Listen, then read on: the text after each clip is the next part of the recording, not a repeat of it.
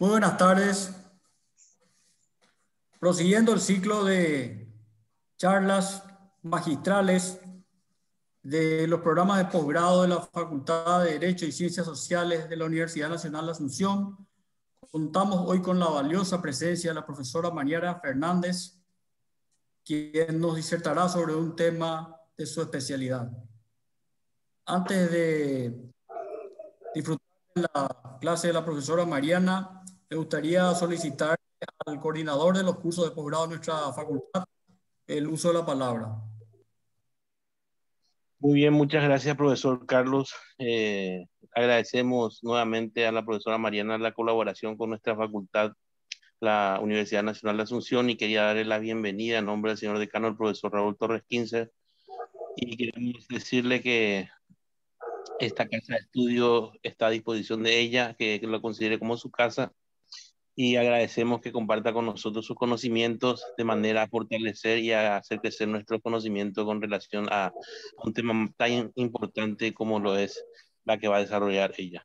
Entonces, nada más agradecerle nuevamente y por colaborar con la formación de nuestro masterando, con nuestro doctorado y con los auxiliares de la justicia de nuestro país, porque está abierto para todos, y recordarle que fue declarado de interés institucional. Muchísimas gracias, profesora, y muy bienvenida sea con nosotros a través de este medio. Y esperemos no sea la última vez. Bueno, muy buena. Antes de empezar, querría presentarla, la profesora Mariana Fernández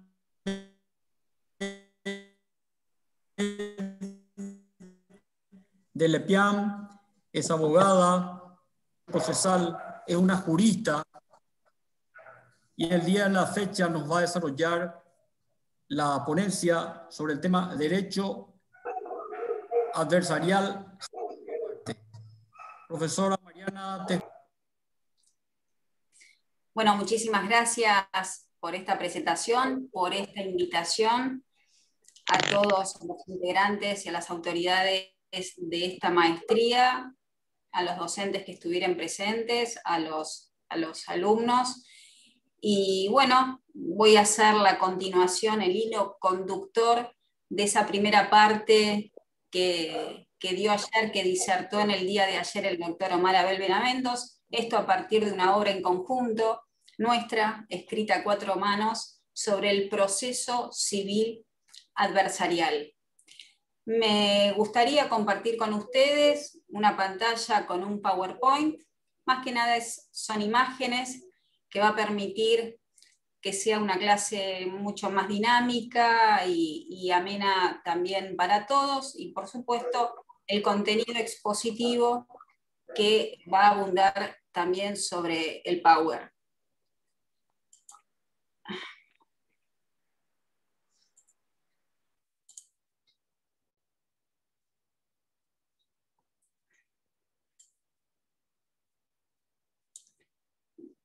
Asumo que lo están viendo, ¿no?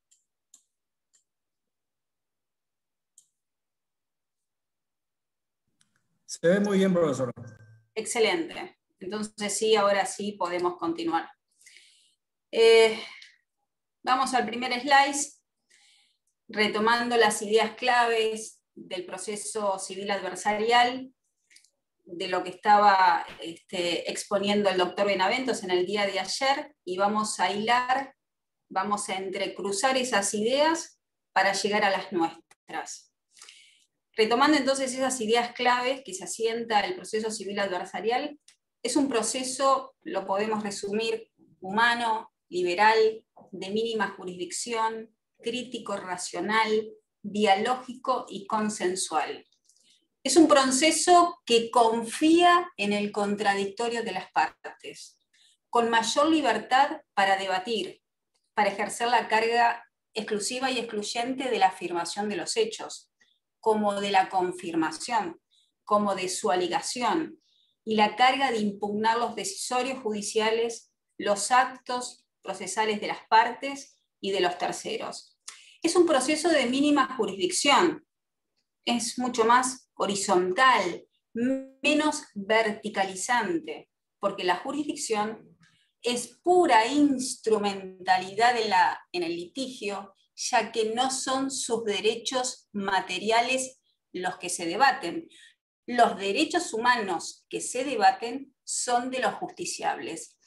Se trata entonces, en resumidas cuentas, y un poco anticipando también la conclusión, de un proceso alineado a los estándares democráticos y republicanos que predominan en un Estado de Derecho y en el mundo moderno occidental. Porque la democracia no es solo cómo se accede al poder, sino que las instituciones públicas deben funcionar democráticamente. Esas instituciones que tienen injerencia en la organización social y también las instituciones que intervienen en la heterocomposición y en la autocomposición de los diferendos jurídicos de la ciudadanía.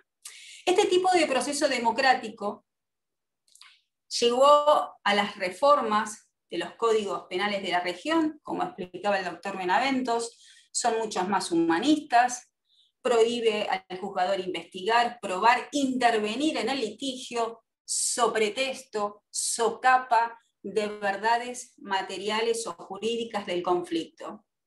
En cambio, el proceso civil actual está en las antípodas de ese proceso penal democratizador. Tiene una jurisdicción de máxima para intervenir en los hechos, en las pruebas, para realizar los afirmados semánticos ideales, ese idealismo semántico como es la verdad y la justicia. El proceso civil adversarial se reconoce que los justiciables son adversarios. Son adversarios. Están enfrentados, son partes duales, antagónicas. Ese proceso civil adversarial tiene mínima jurisdicción en el debate. Es dialógico porque admite la crítica y la refutación. El debate está para el conocimiento de los hechos para las partes y para el juzgador, con la posibilidad que las propias partes puedan consensuar y persuadirse o persuadir de aquellos hechos y pruebas que expongan en su teoría del caso. Y también apunta el proceso civil adversarial a un pacifismo, privilegiando los medios autocompositivos para poner fin al conflicto. Porque es racional, se le exige al juzgador que al sentenciar brinde sus razones a cada una de las partes cómo arribó a la convicción para condenar o para absolver. Y también es un proceso que determina una axiología jurídica prevalente, porque privilegia al ser humano, a los derechos procesales fundamentales, a las garantías mínimas judiciales, por encima de otro valor que es instrumental al proceso. Ahora, ¿cuáles son los obstáculos de este nuevo paradigma que tanto se explayó el doctor Benaventos frente a la grieta del publicismo, que se aplique en el proceso civil finalmente? Es la lucha por el paradigma de cómo razona el poder para resolver los conflictos humanos. Responde a la misma lucha que tuvo la humanidad para romper las cadenas atávicas de la autoridad. La historia universal ciertamente es una carrera del equilibrio por el equilibrio del poder, para fragmentarlo, independizarlo, y no quede en una sola mano. Esa historia responde a un patrón evolutivo de las ideas, porque la idea democrática es una viajera en el tiempo, me gusta esa metáfora, que atravesó los siglos, nació en la antigüedad, fue sepultada en la era medieval, revivida en la modernidad, aplastada, pero luego resurgida con todas sus fuerzas en el siglo XX, hasta llegar a este tercer milenio. Y sus rasgos, que velan por los derechos y por las libertades de los individuos, se afincaron finalmente en los procesos penales modernos, pero no en el proceso civil. Y todo eso fue producto de una evolución cultural, por este patrón evolutivo de las ideas. Y eso es lo que le vamos a hacer. Les propongo que hagamos un reducido recorrido de las raíces que moldearon ese patrón evolutivo de las ideas humanas.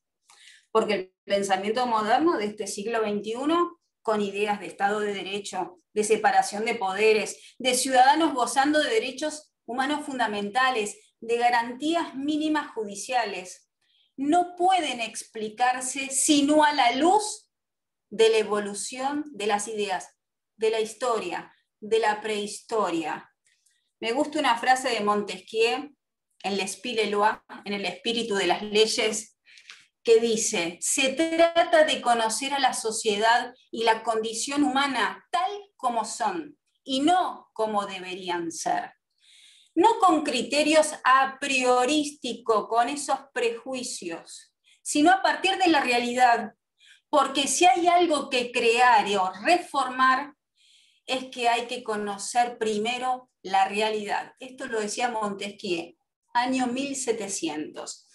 Las luchas atravesadas en la historia y en el modo de enjuiciar a las personas, tan amargas como importantes para llegar al mundo de hoy, tienen profundas raíces del cómo lo pensaban nuestros antepasados prehistóricos. Somos descendientes de ellos, de sus estructuras mentales, de su vida tribal, de su capacidad de imaginar y de creer en seres naturales y sobrenaturales. La evolución biológica y cultural humana se relacionan también con patrones de conductas racionales e irracionales, que lo trasladamos al día de hoy. Venimos precedidos de una prehistoria, de un linaje homínido que luego de millones de años llegó a estas ideas humanizantes, porque finalmente llegamos a ser la única especie dominante en el mundo, que comprendemos lo que somos y podemos saber cómo llegamos hasta aquí. Somos entidades históricas, decía Charles Darwin.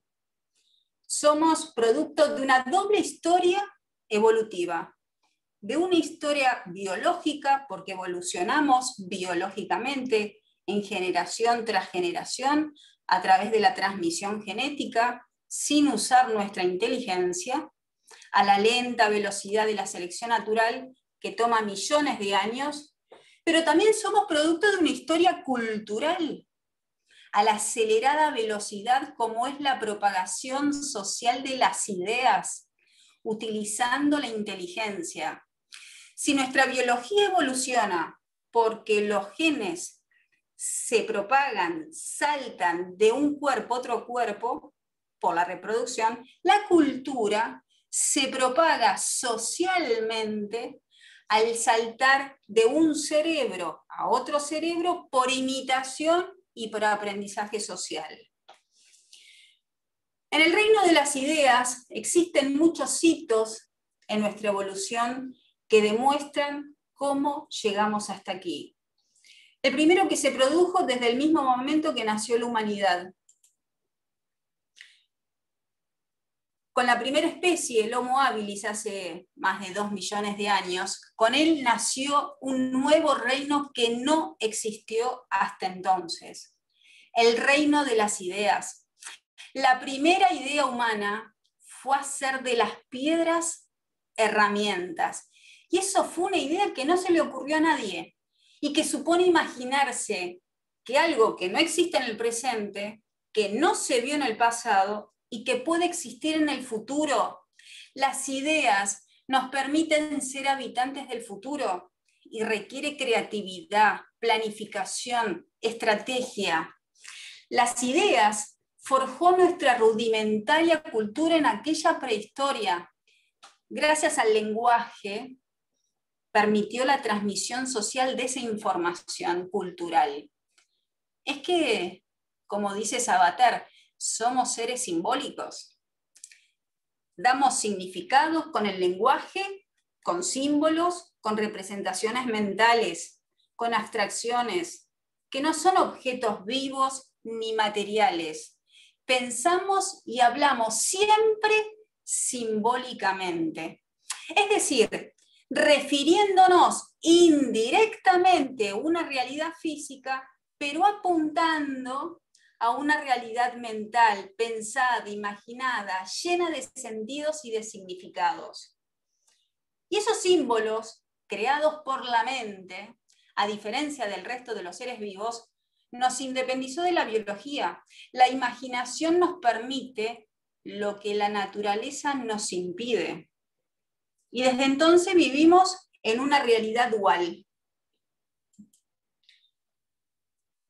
En una realidad objetiva, que es un sistema natural objetivo, la naturaleza de las cosas, las personas, lo que percibimos en el mundo físico, las montañas, los ríos. Y también vivimos en una realidad simbólica, con un sistema imaginado, en un sistema abstracto, creada por la mente humana, de representaciones mentales, de abstracciones, llena de símbolos que están unidos por narraciones, historias, mitos.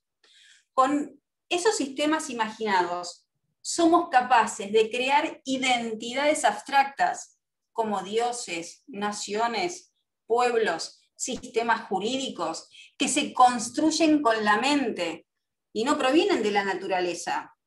Como tampoco en la naturaleza proviene el dinero, las leyes, los gobiernos, las organizaciones, los derechos humanos. Fuera de nuestra construcción mental, nada de eso está. Y un dato importante, estos sistemas abstractos, las ideas humanas, producto de esa mente racional o irracional, finalmente son ideas, se vuelve comportamiento social cuando se comparte el mismo objetivo simbólico. Porque con las ideas y símbolos se pueden alinear las voluntades, se igualan pensamientos gracias a la cooperación y a la confianza que se tenga sobre esos símbolos. Sin confianza social, esa realidad imaginada se desmorona. Pero no todo es pura cooperación. Hay sistemas abstractos, como los jurídicos, que necesitan además de esfuerzos continuos para sostenerlos. Por eso se apela a la violencia, se apela a la fuerza, a la amenaza, a la coacción. Y la historia demuestra que la actividad humana colectiva más compleja fue siempre la de organizar racionalmente la violencia. Por los años sangrientos atravesados a través de la historia, se pensaba que el enemigo del ser humano era el ser humano, que si bien pudo controlar las enfermedades, controló la naturaleza, lo que no pudo controlar fue su propia agresividad. Porque nuestra biología, cultura, es una mezcla de acciones violentas y no violentas. Nuestros viejos impulsos agresivos siguen entre nosotros, siguen en nuestros códigos genéticos. Las estructuras sociales, tribales, tuvieron fuertes influencias en la evolución, porque impactaron en el comportamiento del hombre moderno. Desde el origen de los tiempos, los primeros homínidos humanos vivían en pequeños clanes o grupos familiares, estaban unidos por los lazos de sangre, pero también con extraños, por la necesidad del apoyo mutuo. Se prestaban colaboración. El primer acto altruista, el pilar que ha sostenido la evolución de la especie humana fue la colaboración, la cooperación para pelear y cazar mejor. sus ideas estaban afincadas para sobrevivir, porque para ese entonces eran los banquetes preferidos de los grandes carnívoros depredadores. Se les confería todo el poder al jefe tribal, que luego ese jefe tribal, en la antigüedad, en la historia, en sus distintas vertientes, fue el monarca, el señor feudal, los zares, los sultanes, los dictadores. Los jefes de las tribus en la prehistoria dirigían la vida de la comunidad y resolvían omnímodamente los conflictos. Las reyertas de los súbditos, siempre para mantener la cohesión social, la unión en la comunidad. Dice Jacques Monod, Nobel de Fisiología y Medicina, en su libro Azar y Necesidad, dice que las estructuras sociales tribales, esto le hice una transcripción porque es harto interesante, las estructuras sociales tribales y sus leyes tribales tuvieron fuerte influencia en la evolución de nuestra especie, que impactaron en el comportamiento del hombre moderno, dice Jacques Monod. Fueron un fuerte y necesario poder de extrema potencia para esos primeros homínidos. Las leyes tribales fueron tan importantes y prolongados por millones de años en el tiempo que en nuestra escala evolutiva actuaron como pautas selectivas en la evolución genética del cerebro humano. La mente humana evolucionó biológicamente bajo esa estructura para que los individuos acepten fácilmente la ley tribal, la jerarquía y la autoridad, porque es lo que ayudaba a mantener la cohesión social. O sea que, reitero, hay una aceptación, esa evolución para aceptar la ley tribal, la jerarquía y la autoridad ya viene codificado en nuestros genes porque hemos evolucionado para mantener unida a la comunidad. Otros libros, por un principio de autoridad que me gusta, Karl Popper, habla también de estas estructuras tribales, de las sociedades cerradas, de los principios tribales en la sociedad abierta y sus enemigos, y también Mario Vargas Llosa en lo que él llama La llamada a la tribu. Dos libros que los invito también a leer y a deleitarse sobre esto que expresa Jacques Monod. El respeto a la autoridad y jerarquía social la hemos afinado, pero no eliminado. El hecho de que hasta ahora no sea posible un modelo de sociedad sin jerarquía demuestra que se trata de una disposición innata que arrastramos de nuestra herencia prehistórica. No podemos desprendernos de esa pesada y acumulada herencia genética. Si bien la clave de nuestra evolución no es la historia de cazadores, el gusto por la sangre, sino que en nuestra evolución el eje vertebrador fue nuestro cerebro social, porque nos hicimos más inteligentes, las relaciones sociales, quedaron impresas entre las pulsiones instintivas más ancestrales la agresión. La tolerancia no fue una marca de fábrica de los antiguos sapiens. No eran más tolerantes con especies humanas diferentes. Quizás cuando se toparon con otra especie se produjo la primera y más importante campaña étnica de la historia. Eliminaron a sus parientes por serles demasiados familiares para ignorarlos o demasiado diferentes para tolerarlos. Un genocidio que no resultó ser el último, ya en la prehistoria.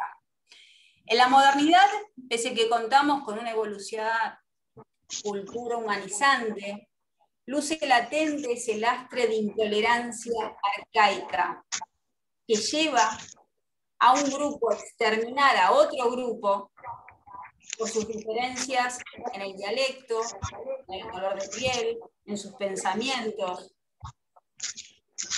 Es otro de los tantos códigos muertos que cargamos, porque son conductas que fueron necesarias hace millones de años, pero hoy que son inútiles y primitivas en el presente, aunque están vigentes biológicamente. Existen registros de las formas más brutales y salvajes cómo resolvían los conflictos en la prehistoria. Se trata de los primeros actos de canibalismo en la humanidad de hace unos 800.000 años. En Atapuerca, Burgos, España, se hallaron allí registros fósiles como el resultado de un festín caníbal por haber sido devorados por otros humanos. Los 11 homínidos encontrados allí tendrían entre 3 y 18 años al momento de su muerte y fueron procesados y comidos de la misma manera que se procesaron los animales también hallados allí. Las estrías y los cortes por el filo de las piedras para separar las carnes de los huesos eran iguales a las marcas de los cortes en los restos de bisontes, caballos, que encontraron también allí. Eso no fue una cuestión ambiental. En ese territorio no había sequía ni hambruna.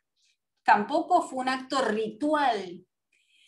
La hipótesis más sugerente para los antropólogos es que esos actos caníbal fueron actos de guerra. Un enfrentamiento entre dos grupos vecinos, donde el vencido, como pena, entregaba a jóvenes de su prole como recompensa. Concuerdan los etólogos y antropólogos culturales que la agresión interespecífica, la que se imprime entre animales de distintas especies, es una agresión que no tiene medida. No está tasada biológicamente porque no se disparan los mecanismos de aplacamiento que son innatos. Este tipo de agresión entre humanos queda restringida a nuestros grupos simbólicos, a ese mundo abstracto que refería antes. Esa agresión interespecífica queda restringida a ese mundo simbólico que está construido por la mente. Según el símbolo, o el relato, o el mito, puede llegar a nublar la mente de los individuos de ese grupo, convenciéndolos que quienes no comparten ese mismo símbolo son de otra especie, no son humanos. Se llega a una imagen despersonalizada del ser humano. Desde la infancia de la humanidad, un pueblo exterminó a otro por no considerar a los otros como humanos, sino como menos que un humano. El aplacamiento biológico funciona cuando se reconoce al otro como de la misma especie, al otro como yo, para empatizar. De manera que la naturaleza humana son las dos caras de la misma moneda, con fuertes instintos tribales de unión, de cooperación y también de agresión, que puede crear bandos para una guerra y también pueden crear la Cruz Roja. Dependerá de los símbolos que emprenda la cultura, esos símbolos racionales o irracionales que despierten esos impulsos de unión o de agresión. Símbolos como, por ejemplo, la paz, el diálogo o el poder, porque solo la cultura que se construye con ideas, nos construye ese mundo simbólico pensante abstracto, modula nuestro comportamiento individual y social, que siempre es a corto plazo. La biología lo hace siempre a millones de años. Todos nuestros cambios conductuales de nuestros comportamientos responden a una cultura, a un sistema de ideas, un sistema abstracto. Durante la mayor parte de la historia la cultura fue construida bajo ideas de un pensamiento mágico, producto de nuestra mente irracional. La mente emocional, mágica, irracional, tenemos dos mentes, una racional y una irracional. La mente mágica es la más primitiva, esa evolucionó antes que la racional. Se mueve por sentimientos, por ideales, por deseos, por ilusiones, por utopías. Es fuente de los más nobles actos: el altruismo, la compasión, la nobleza, pero también es fuente de la agresividad, de la violencia, de la intransigencia, de la intolerancia, de los fanatismos. En la prehistoria, esa mente mágica se proyectó primero en la naturaleza. Como el ser humano tuvo siempre miedo a la ignorancia y desconocía lo que acontecía en su entorno en aquella prehistoria, llevó a completar esa ignorancia con pseudo explicaciones, porque lo que le angustiaba al ser humano era la ausencia absoluta de explicaciones y tenía que completar. ¿Y con qué completaba ese vacío intelectual? Por falta de herramientas, por supuesto. Lo completaba con pseudos explicaciones. Prefería una historia inventada, que es una explicación incorrecta, insatisfactoria, a simplemente no tener ninguna explicación y tener que asumir su propia ignorancia. El asumir su propia ignorancia por el ser humano a lo largo de la historia hasta la modernidad lo angustiaba por demás. Y por eso apelaba a ese pensamiento mágico, para completar ese vacío intelectual. Para nuestros primeros ancestros, la naturaleza tenía alma. El sol, la luna, la lluvia, el rayo, le daban un papel causal e intencional a sus vidas. Calmaba su angustia el saber que detrás de todos esos eventos naturales había alguien intencional que los provocaba. Eso se llama el animismo. El animismo fue el primer paso a lo sobrenatural. La primera idea mágica que evolucionó en la mente humana primitiva. Y nosotros, todos nosotros, venimos de ahí, de esa mente animista. Luego, ese mundo de dioses, que eran la naturaleza, fueron los animales, que les daban un poder sobrenatural, sobrehumano. Los primeros testimonios de ese mundo simbólico, mítico, son esas pinturas rupestres que vemos aquí, de hace unos 30.000 años, 40.000 años, en las cuevas de Indonesia, Francia, España, también en Santa Cruz, acá en la Argentina, aparecen expresiones más antiguas de los pueblos sudamericanos. Aparecen manos humanas, guanacos, serpientes, pumas. Pintaban animales porque eran sus dioses. Era el modo de expresar su mundo simbólico a partir de un pensamiento mágico que les daba, que los completaba y les calmaba esa angustia, ese vacío existencial por no comprender su entorno. Una vez domesticados los animales, esos dioses pintados en las bóvedas de las cavernas pasaron a ser proyectados a la bóveda celestes.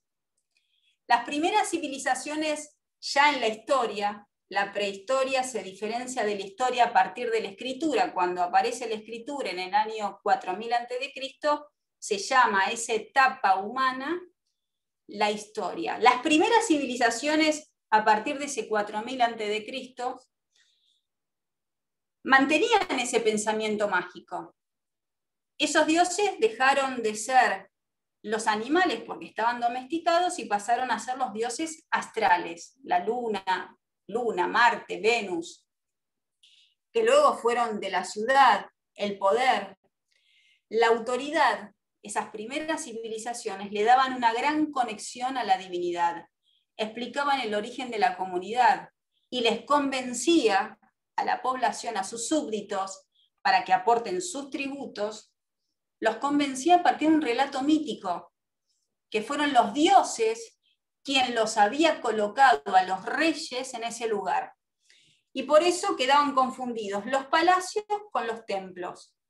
Era la unión del cielo con la tierra. El rey también era un sacerdote, el intermediario con Dios y los súbditos. Todo era un relato mítico, mágico, un pensamiento mágico que era lo que arcaicamente podían sostener. Las primeras civilizaciones, que fueron los sumerios, los egipcios, los persas, fenicios, estaban regidos por dioses.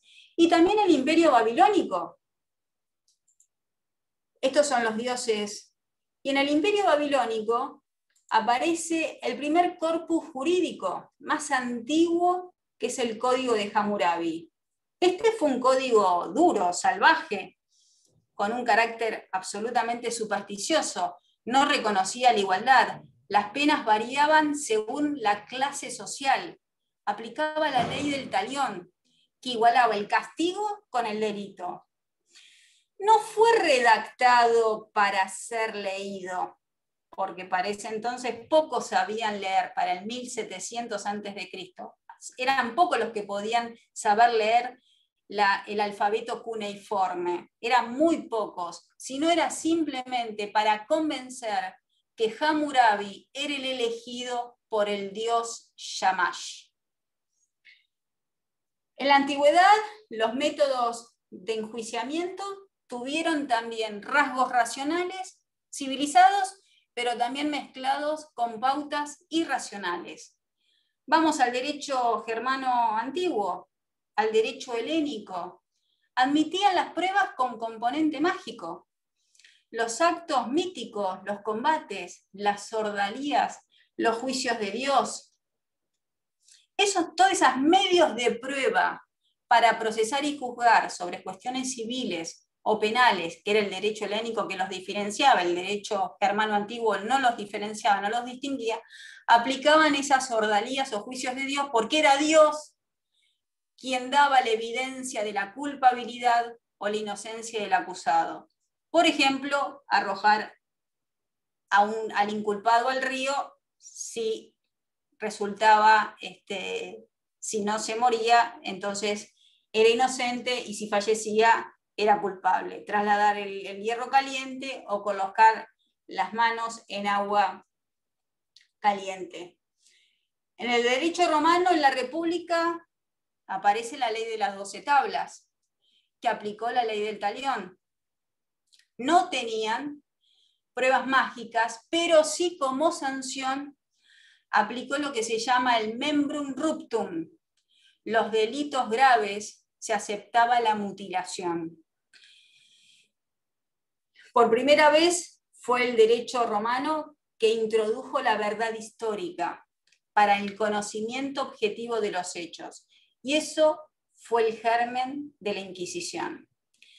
Para la Edad Media, el cielo dejó estar poblado de dioses y apareció un dios singular, un ser supremo. Las primeras civilizaciones tenían como 3.000, 4.000 dioses.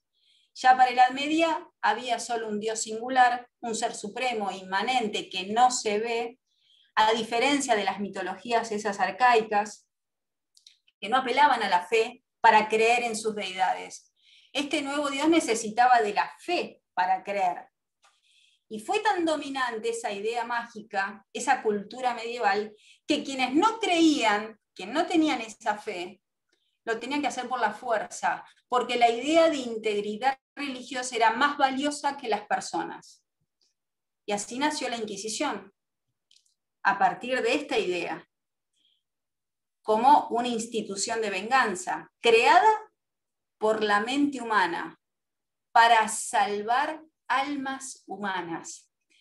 El acusado no era sujeto, sino objeto del procedimiento de ese sistema de enjuiciamiento. No tenía que cooperar, debía cooperar con la confesión, de lo contrario, se lo torturaba para que confiese. Se justificaba la tortura porque era un acto de benevolencia. En esa idea, en ese mundo místico de pensamiento abstracto, mágico, la tortura se justificaba porque era un acto de benevolencia. Al fin y al cabo, el torturado, si llegaba a la confesión, se podía reconciliar con ese Dios. Es que se les quería salvar la vida para evitarle la condena eterna. Y para provocar esa confesión, en la medida que fue avanzando esa cultura medieval teísta, aparecieron los torturadores profesionales, expertos en causar dolor sin derramamiento de sangre.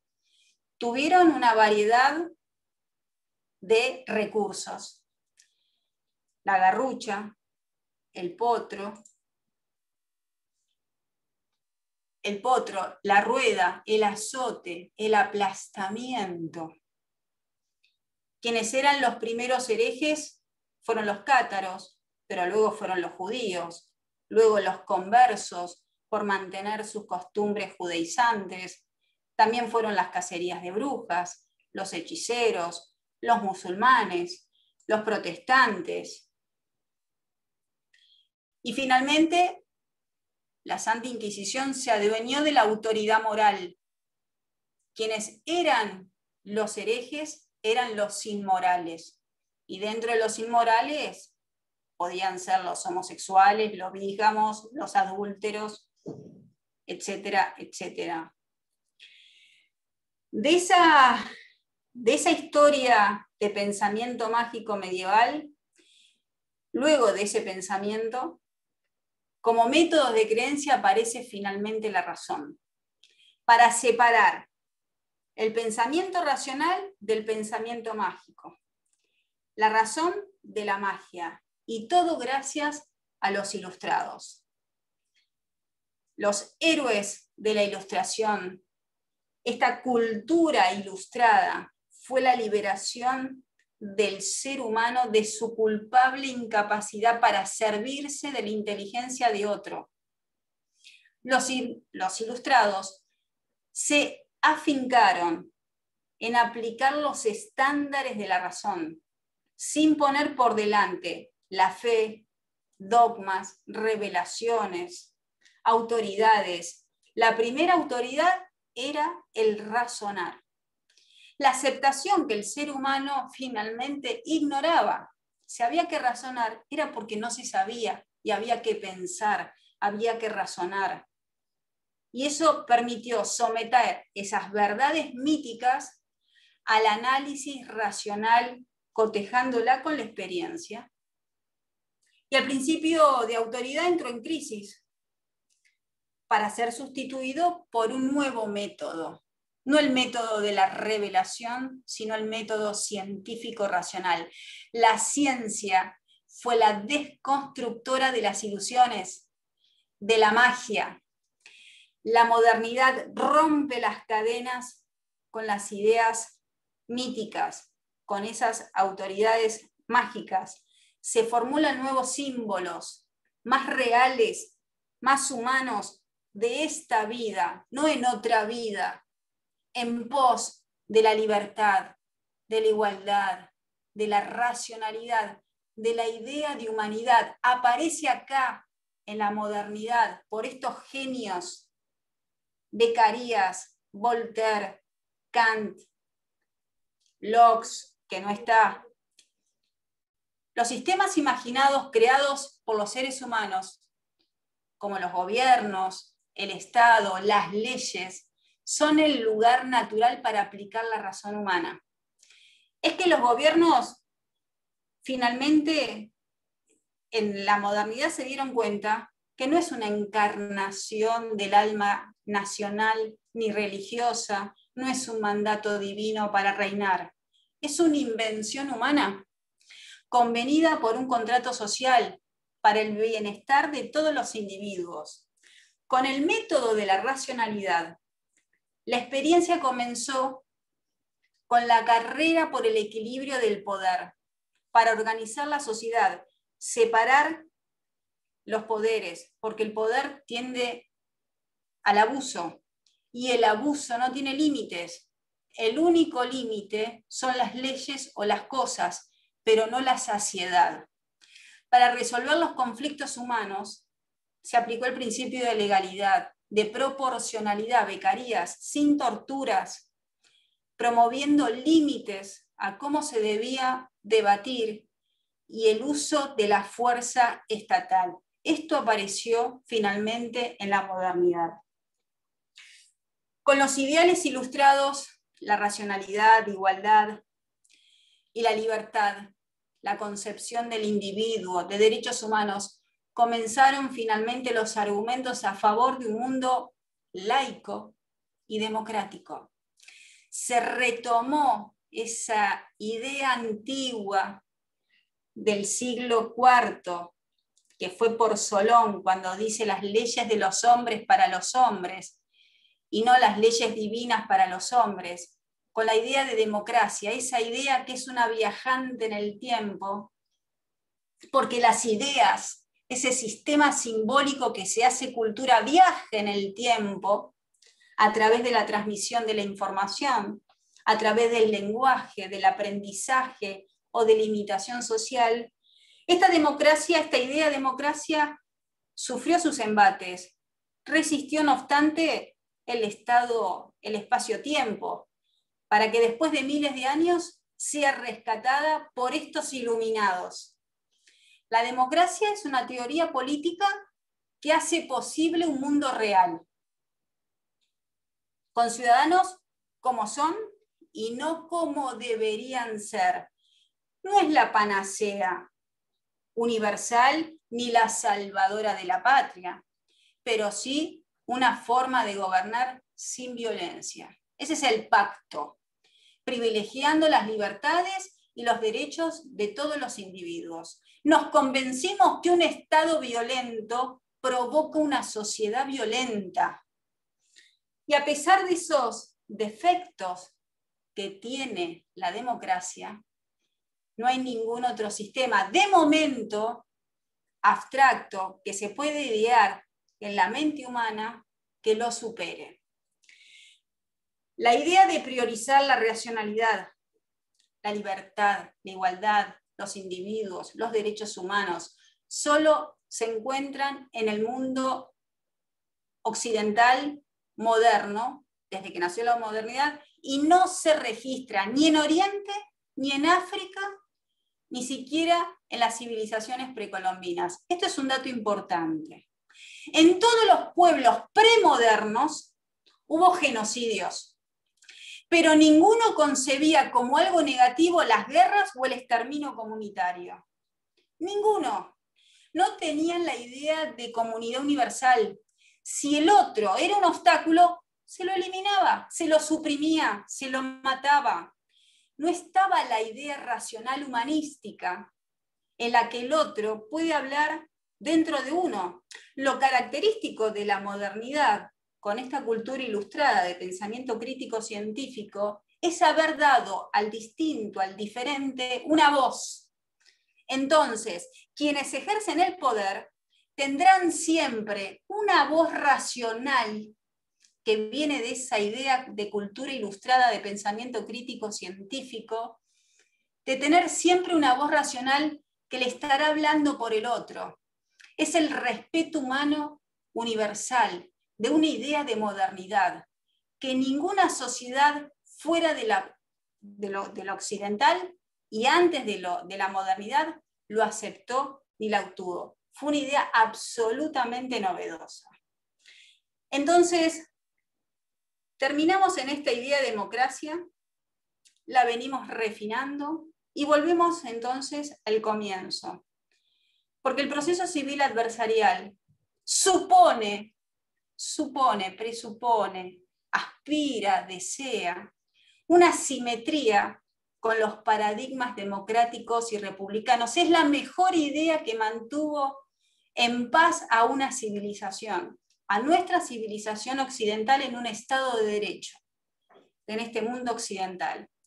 Entonces, el proceso civil adversarial, la idea es que esté alineado a esos estándares democráticos y republicanos que supone una relación mucho más horizontal entre la autoridad y los justiciables.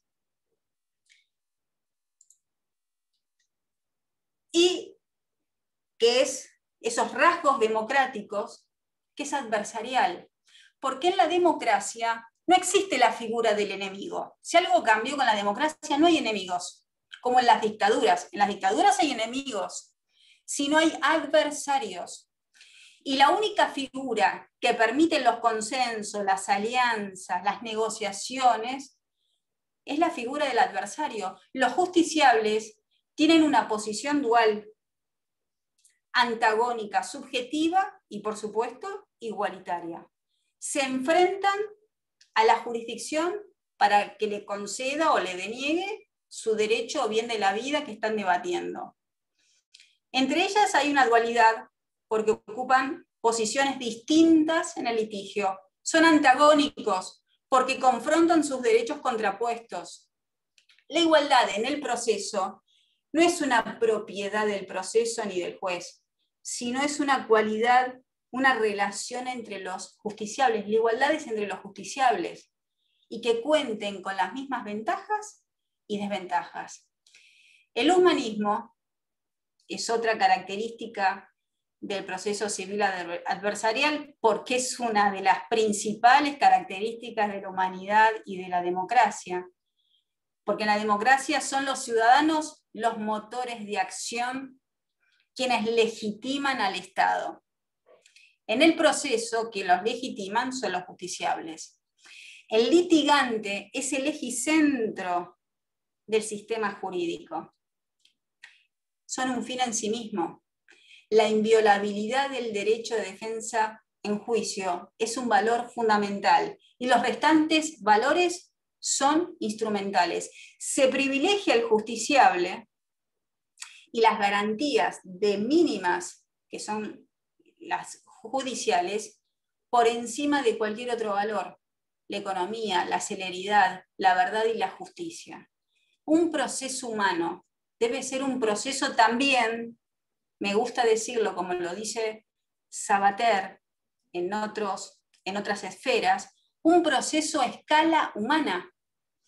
El reconocimiento de la humanidad y de la dignidad supone asumir que somos seres racionales y finitos, que tenemos limitaciones físicas, materiales y hasta mentales. No podemos dejar de reconocer lo que somos seres racionales pero imperfectos. No somos perfectos. Nuestros juicios de las cosas no es perfecto, nos equivocamos. En nuestras intenciones y actos para acertar, nos equivocamos, erramos, aceptamos que somos falibles. Y eso tiene que estar reconocido en un proceso. Aceptar que se puede equivocar. Y de hecho, nos equivocamos.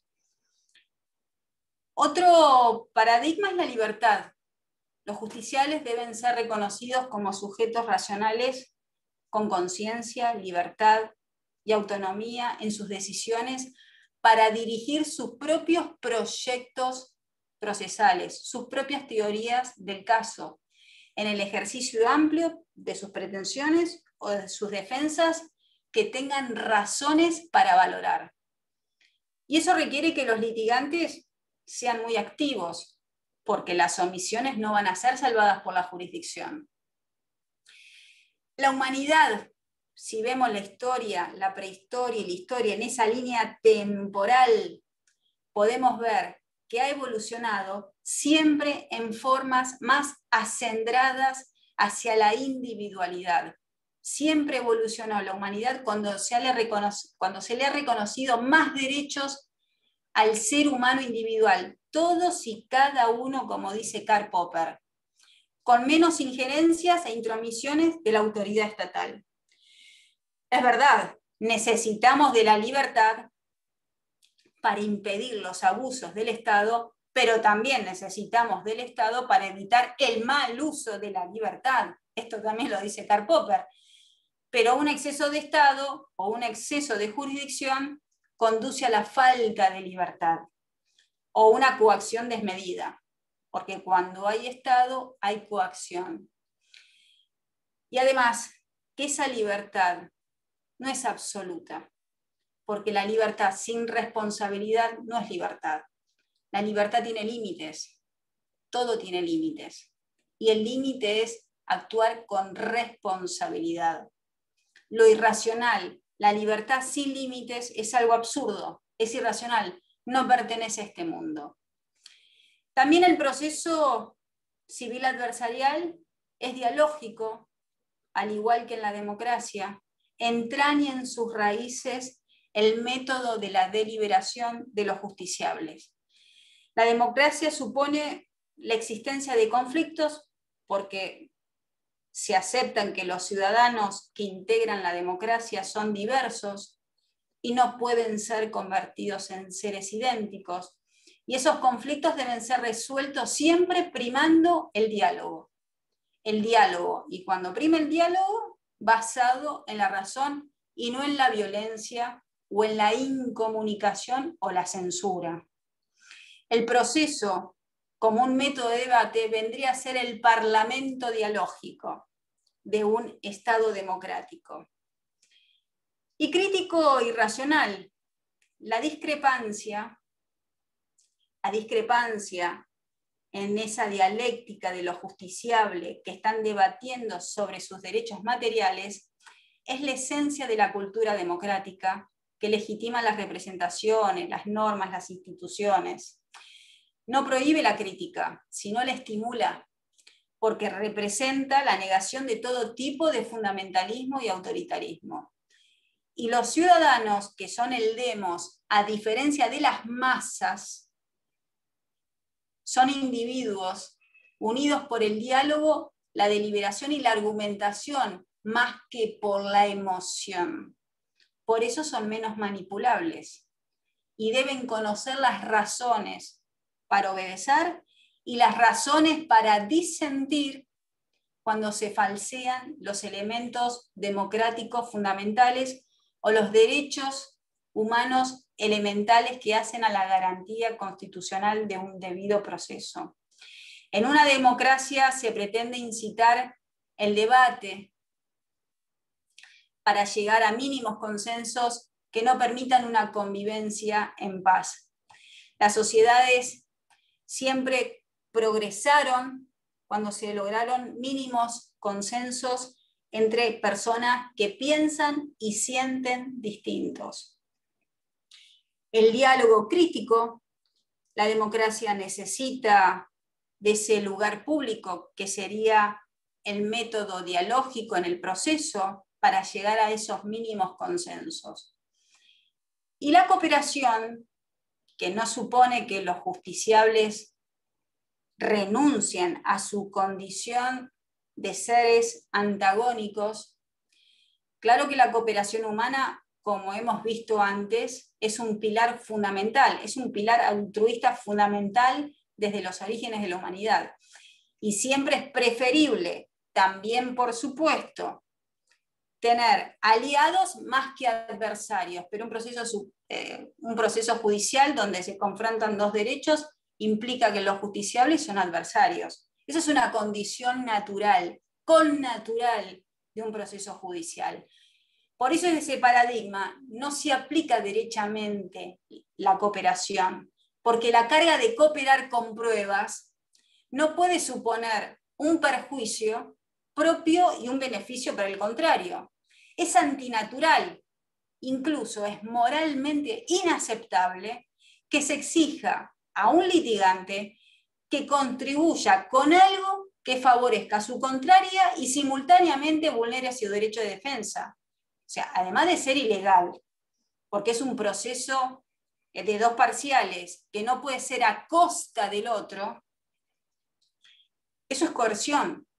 Eso es coerción para que declare contra sí mismo. Por supuesto, agrediendo la mínima garantía indispensable de la inviolabilidad de defensa en juicio. Y un dato más, cuando la jurisdicción se arroga el derecho de repartir las cargas dinámicas de las pruebas, reparte las pruebas, usted prueba, usted no prueba, entonces, si la jurisdicción tiene ese derecho de repartir, entonces tendrá derecho de quitar. Y cuando existe el derecho a quitar, desaparece el derecho a tener y la garantía de defenderse. El proceso no es un método benefactor, colectivista, es un proceso liberal, adversarial, dialógico, crítico y basado en la razón, no en la opresión y en la imposición. Transita por los senderos de la persuasión, del diálogo, y a través del diálogo se permiten arrimarse las diferencias y lograr ciertas coincidencias. Y con esa posibilidad de coincidencias, llegar la posibilidad de consensuar. Por eso se privilegia los métodos autocompositivos, la transacción, por ejemplo, para ponerle fin al litigio, que es el mejor modo de expresión, de alcanzar ese valor primario, fundamental, tanto democrático como procesal y de todo el sistema jurídico en general, que es la paz social y jurídica. Hemos visto que la historia humana, los sistemas políticos de enjuiciamiento, no se escribieron con tinta, sino se escribieron con sangre. La evolución humana se mide por el principal valor guía que tuvo la humanidad, que es la paz. El valor paz es irrenunciable para todo Estado de Derecho. Es el norte que debe apuntar el derecho en general y el derecho procesal en especial. Un progreso que no está guiado por el humanismo pacífico no es un verdadero progreso. Desde la prehistoria hasta el siglo pasado en Occidente, las relaciones entre países estaban regidas por la ley de la selva, la ley del más fuerte. Se logró quebrar esa ley de la selva cuando se concibió un mundo con menos guerras, sin genocidios, portador de valores de libertad, de igualdad, de ciudadanía, de derechos humanos.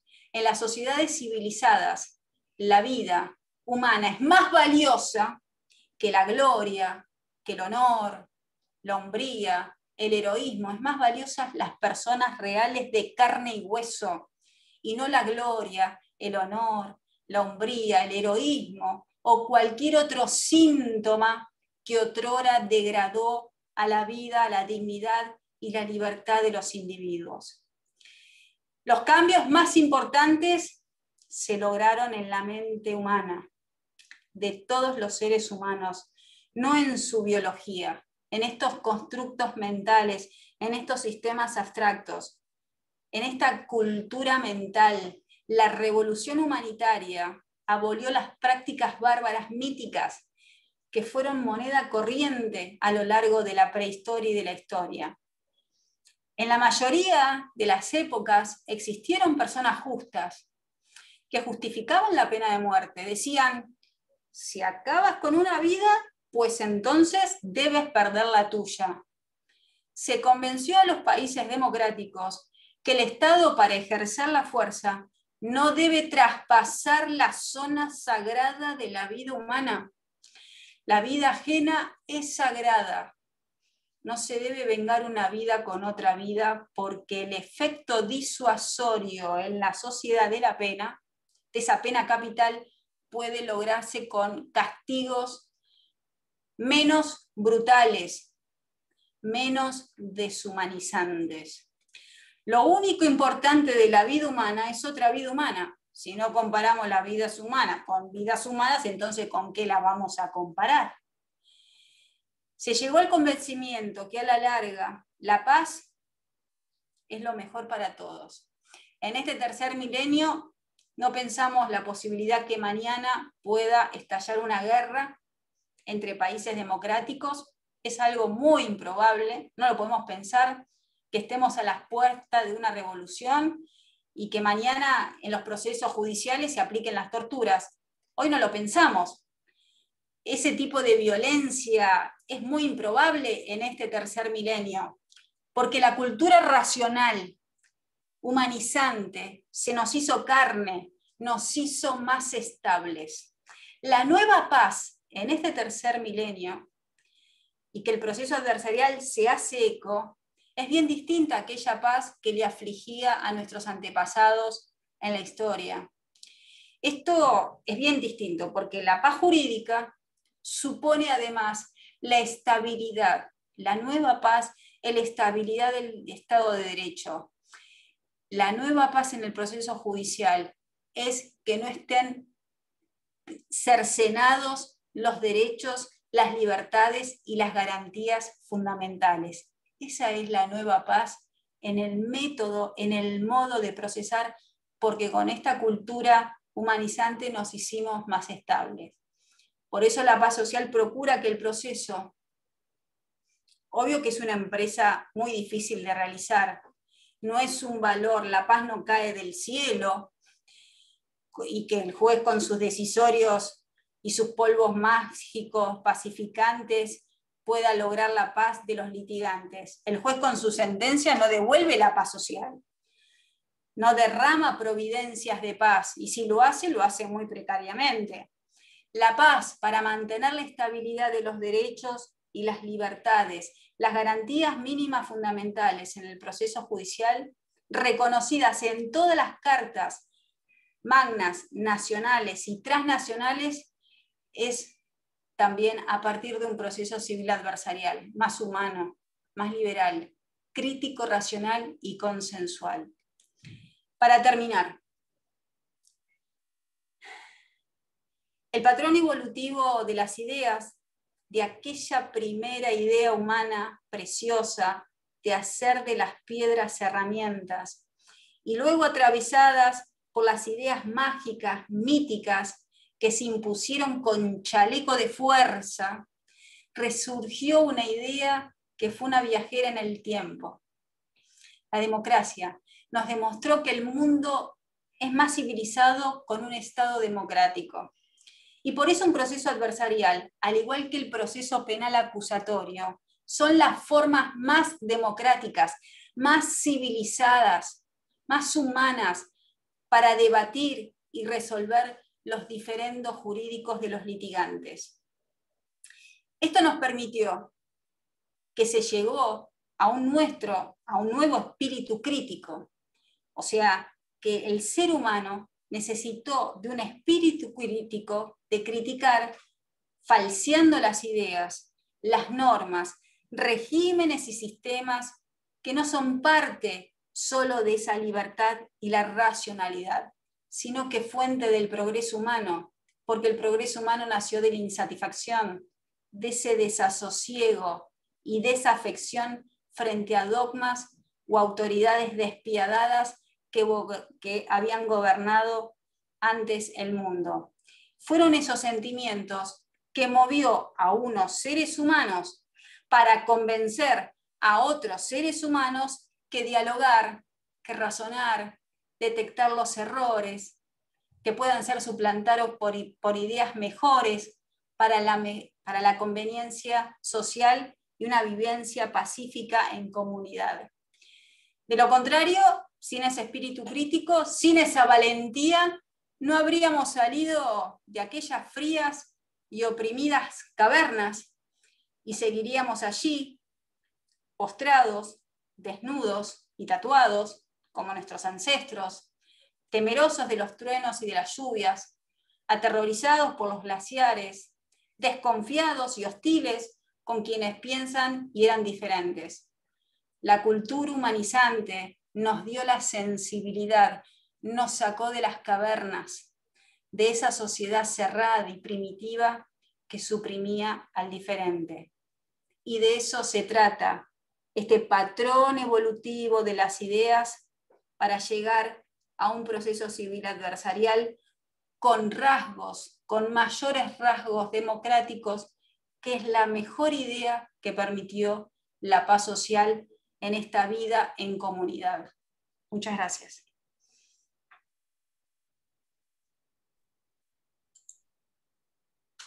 Muchas gracias, profesora Mariana Fernández, por la brillante disertación en el día de la fecha. Y vamos a arrancar las consultas.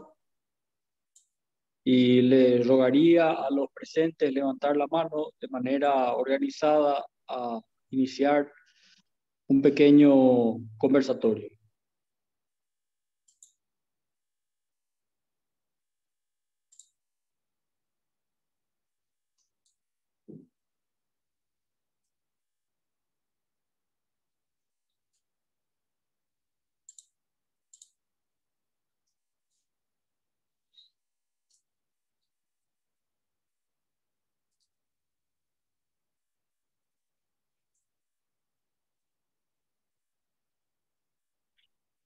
Doctor Camilo Cantero, te escuchamos.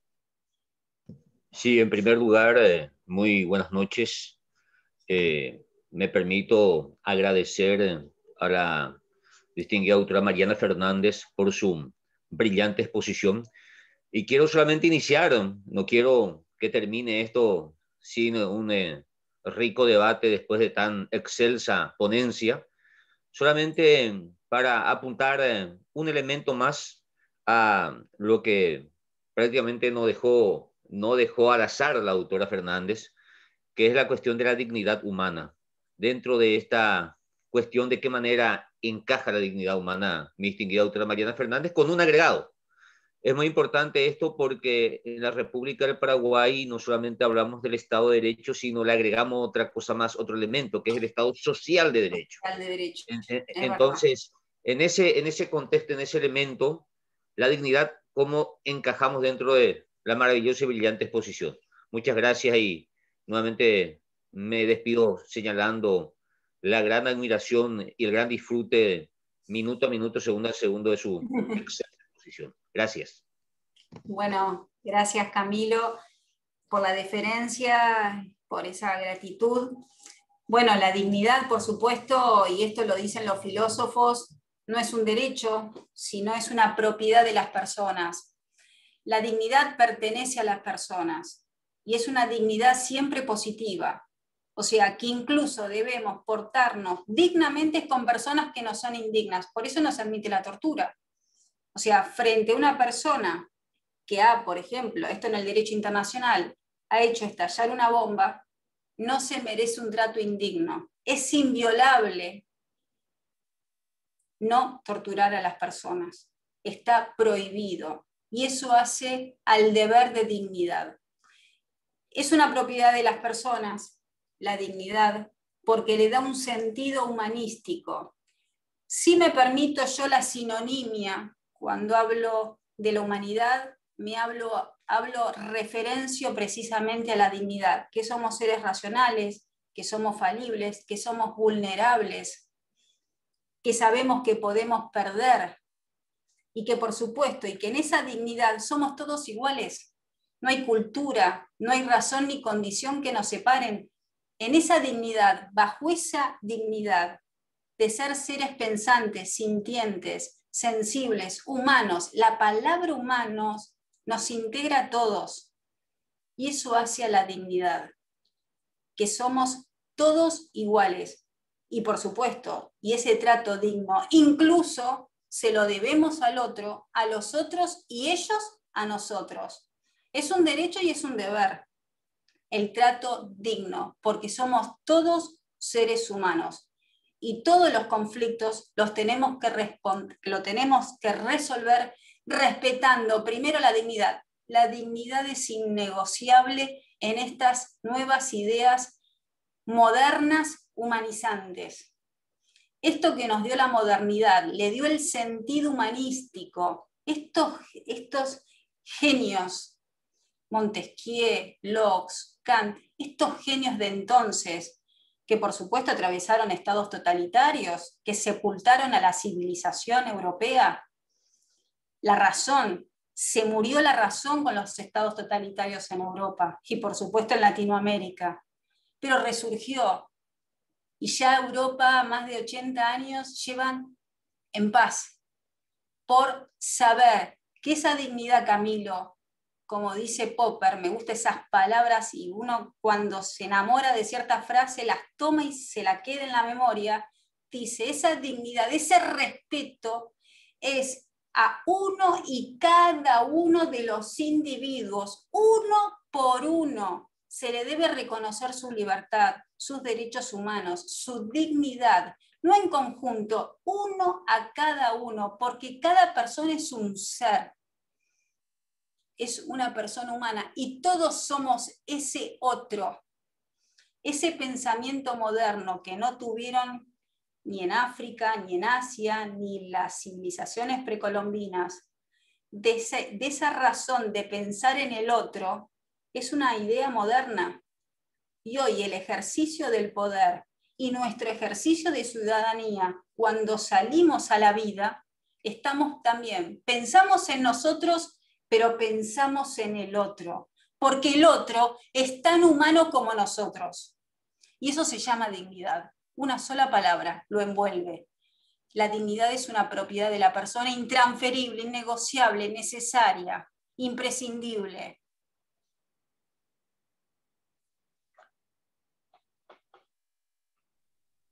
Doctora Maribel Nis.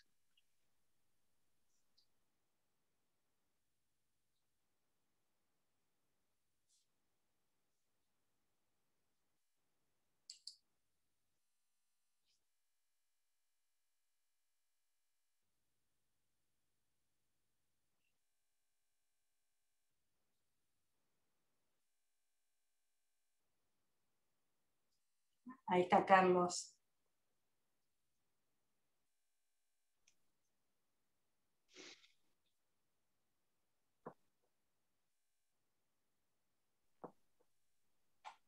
Mi padre, el profesor Carlos González Alfonso.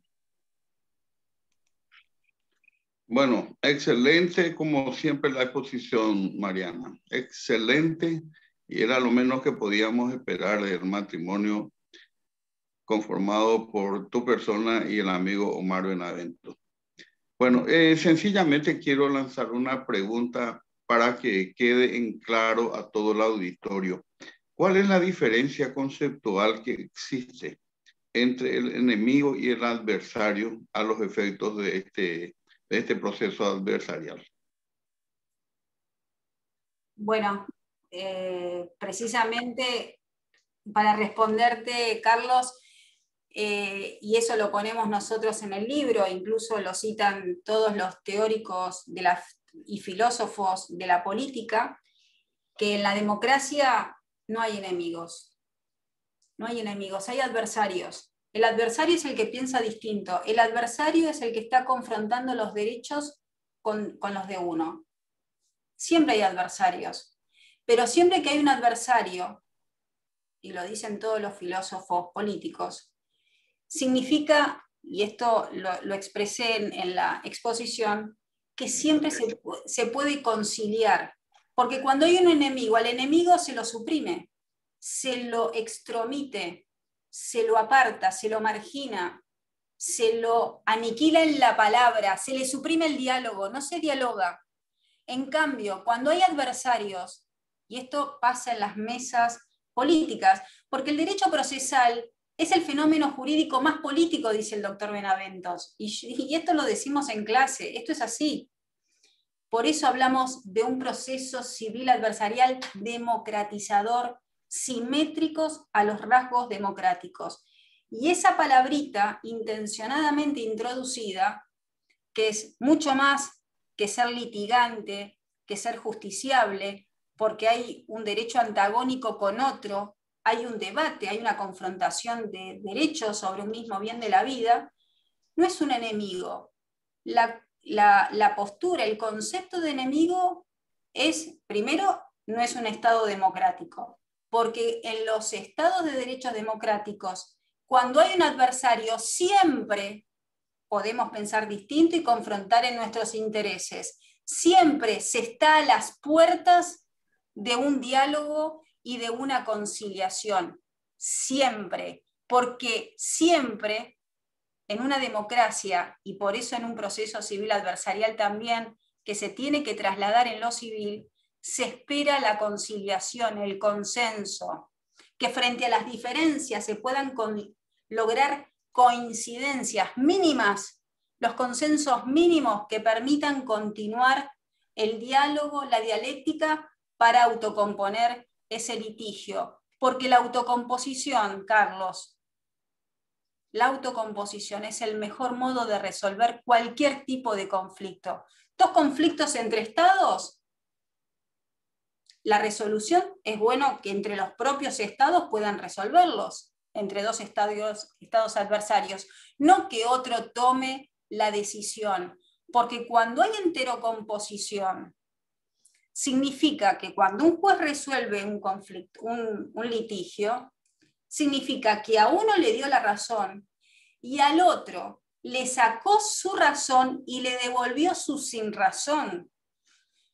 Y cae en el viejo paradigma siempre presente y latente del proceso, ese paradigma perverso de ganar y perder. Y nadie quiere perder, aunque crea tener la justicia de su parte. Hay una vieja frase: aún un criminal del delito más aberrante cree tener el cielo de su parte. Todos creen que tienen razón, todos.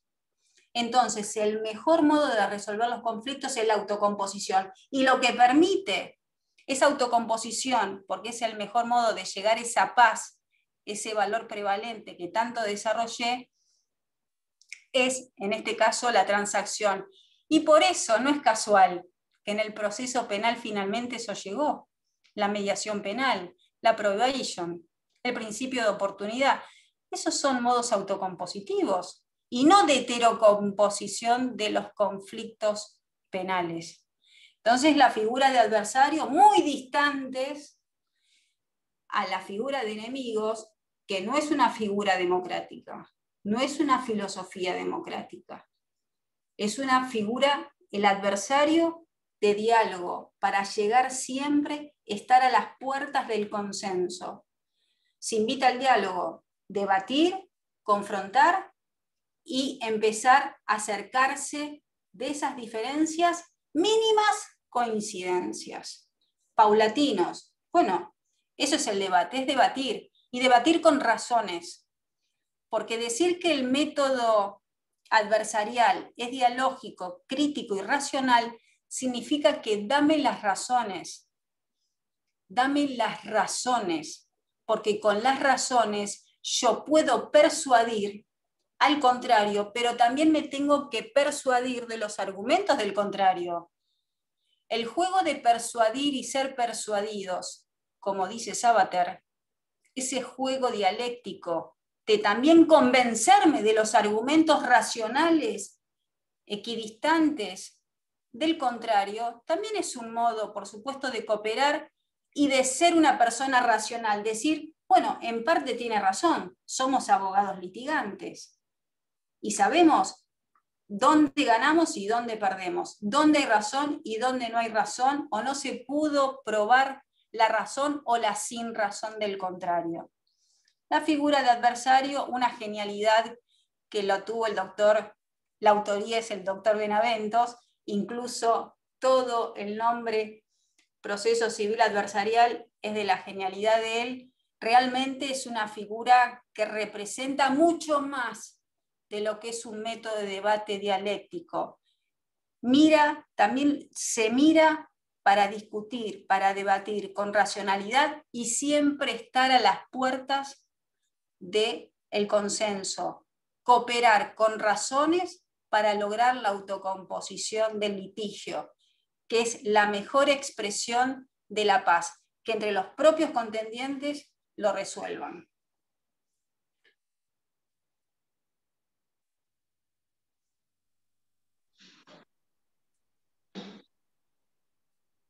¿Algún otro compañero o compañera que quiera hacer uso de la palabra?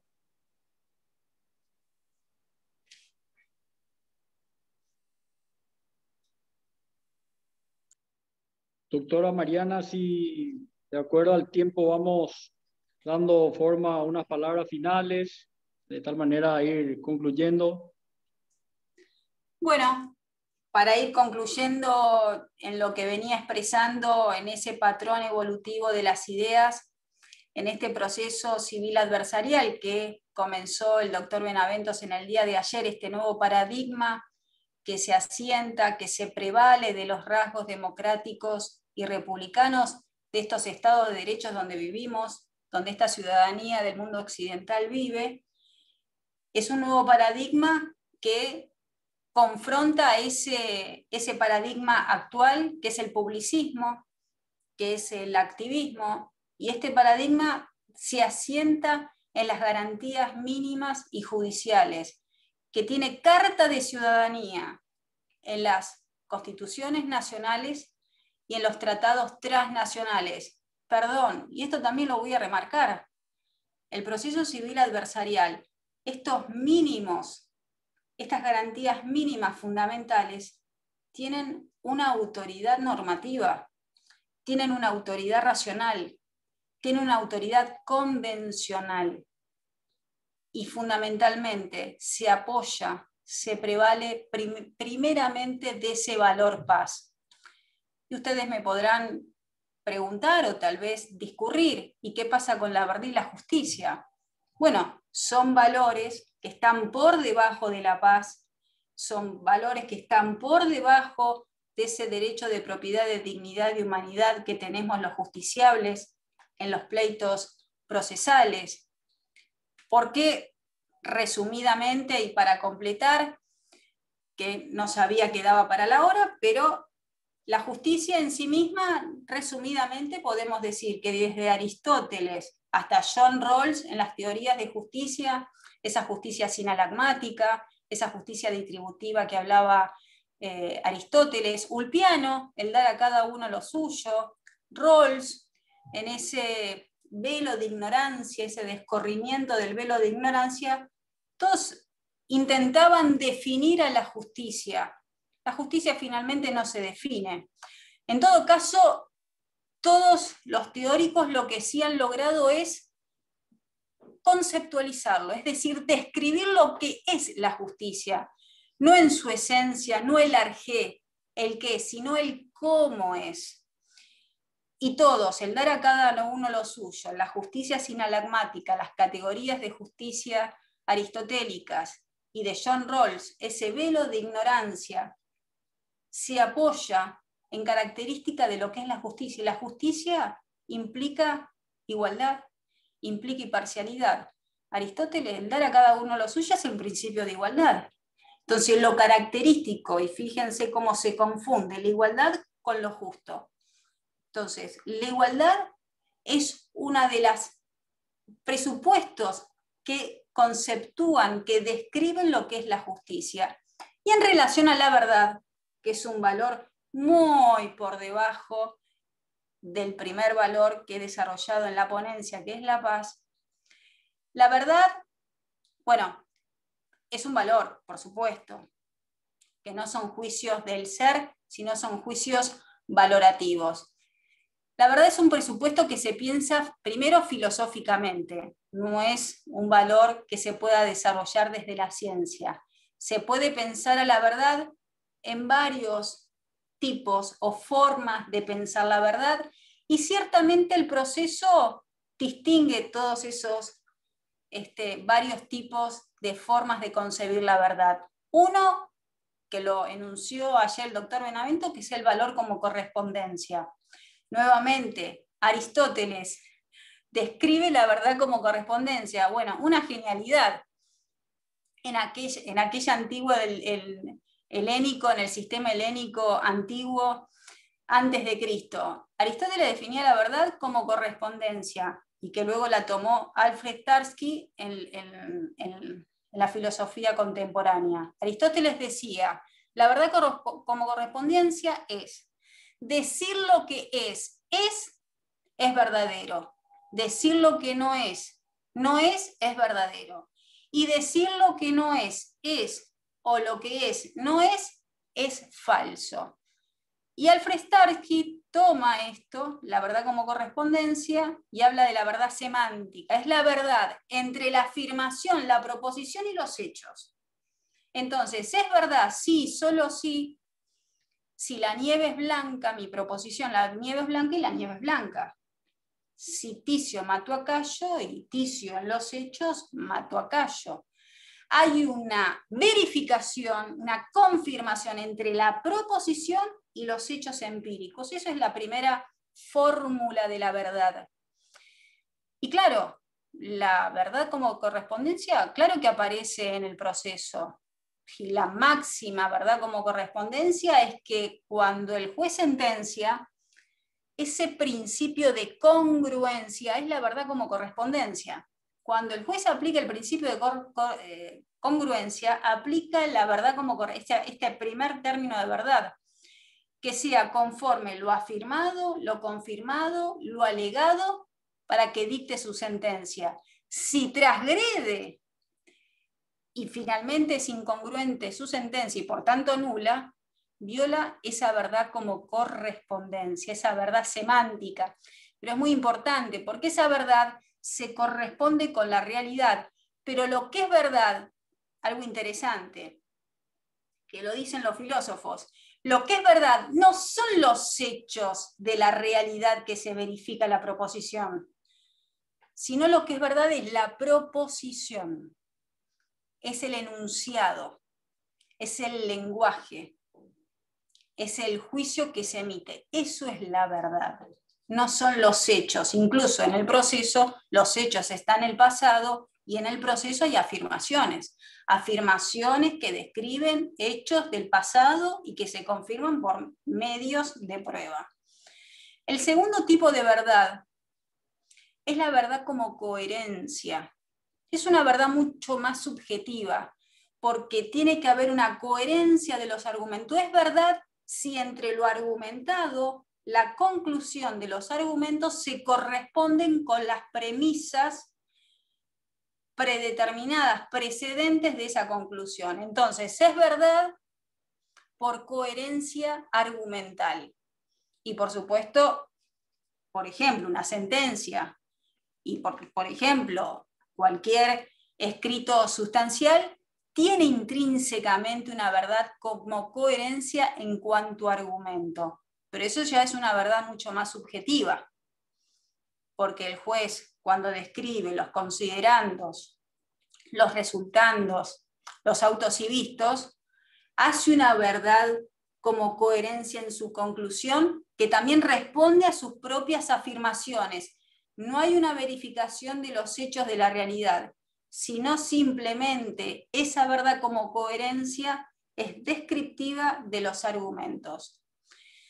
Hay un tercer tipo de verdad que me gusta porque realmente es contemporánea, tengo unos minutitos para decirlo, es contemporánea y por supuesto, como hablaba el doctor Benavento, de algunos productos del posmodernismo, que luego la daré, que es Nietzsche. Pero primero voy a hablar de Richard Rorty. Richard Rorty, como Gianni Battimo, hablan, y a partir del padre del pragmatismo, que fue Charles Sanders Peirce, un americano genial, un genio, porque fue el que pensó, el que ideó, el que entendió que existe un cuarto sistema inferencial que es la abducción, fue Charles Peirce que lo descubrió, este pragmatismo, y habla que hay una verdad pragmática. O sea, filosóficamente podemos hablar de una tercera acepción de verdad, la verdad como praxis. ¿Qué es la verdad? Lo útil, lo utilitario. Y el proceso aparece mucho lo utilitario, y por tanto es verdad. Es útil que el proceso, que se conteste la demanda en 18 días, que tienen el plazo ustedes, nosotros 15, que se alegue en 6 días. Es práctico. Es práctico que si no se produce la prueba la prueba testimonial en determinado tiempo, caduca.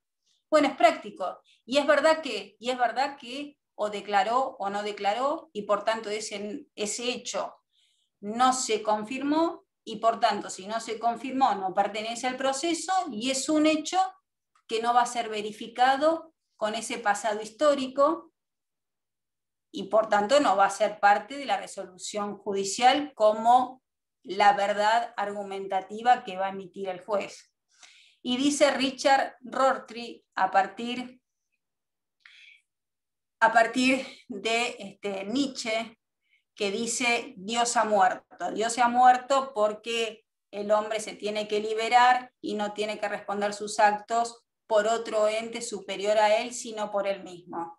Entonces dice Richard Rorty, la verdad ha muerto. La verdad como praxis, porque lo utilitario, lo rápido, lo eficiente en este mundo contemporáneo acelerado de la realidad, y que nosotros lo vemos mucho en el mundo procesal, aparece esta nueva verdad que ya no le interesa lo que aconteció en los hechos, en la historia, en la realidad. No le interesa, lo que interesa es lo útil. Eso es lo primario. Y aparece esta verdad y dice, Gianni Bátimo dice, adiós a la verdad, y Richard Rorty dice, la verdad ha muerto. Y finalmente, el último tipo de verdad es la verdad como hermenéutica. Un tanto peligroso, no en relación al proceso, porque en el proceso se ve a todas luces, pero sí en la vida en comunidad. Nietzsche habla de la verdad como perspectiva, una verdad perspectivista, una verdad hermenéutica. No hay hechos, hay interpretaciones, dice Nietzsche, finalmente. Entonces, cada afirmación va a ser de acuerdo a la perspectiva que el discente expone sobre los hechos. Y esa perspectiva va a ser una verdad relativa, cae en un relativismo filosófico muy peligroso, a ese nivel, en ese nivel filosófico muy peligroso, por supuesto, y por eso es cuestionado, pero ciertamente en el proceso tenemos varias interpretaciones de los hechos y del derecho. O sea que este cuarto tipo de verdad, la verdad como perspectiva, la verdad como hermenéutica, no hay hechos sino interpretaciones. Los hechos son del pasado, ya acontecieron, fue el ser, y en el proceso hay deber ser, y hay afirmaciones y proposiciones. Y bueno, y esos hechos deben ser interpretados con los medios de prueba. No directamente, con medios de prueba directos y con medios de pruebas indirectos a través de indicios. Y además se tiene que interpretar las normas cuando son oscuras, confusas o difusas. Entonces, este cuarto tipo de verdad nietzscheano, perspectivista, hermenéutico, también aparece. De modo tal, ¿qué es la verdad? A la postre, ¿qué es la verdad? Porque sobre texto de la verdad, aquella verdad medieval que hablábamos, de la Santa Inquisición, esa institución que nació a partir de la venganza, en nombre de la verdad se quebró la dignidad, como decía Camilo, la humanidad. Primero la verdad y luego lo humano. No, primero lo humano, después la paz. Y después hablemos de qué tipo de verdad estamos hablando. Porque en relación a la justicia, vuelvo a esa bella frase que me quedó de un poeta, no me recuerdo quién. No hay beligerante que no crea tener el cielo de su parte. Todos creen que tienen razón, incluso cuando no la tienen, o cuando creen que no la tienen, consideran que la tienen. Entonces, vuelvo a esa escala de valores que incluso se desprende de la Convención Interamericana de Derechos Humanos, de la inviolabilidad del derecho de defensa en juicio, la inviolabilidad de la persona humana, de la dignidad. Primero está la persona y luego los otros valores que son instrumentales, la economía procesal, la celeridad procesal, la utilidad procesal. Porque en nombre de ideas útiles, por ejemplo la violencia, que es muy útil, también se perdió la humanidad.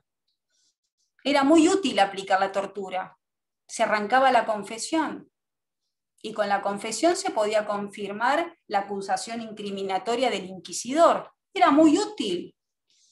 Los pueblos sumidos en violencia, en el miedo que genera la violencia, y obtienen lo que quieren ciertos grupos humanos de otros. La violencia es muy útil, es eficaz a los fines que persigue.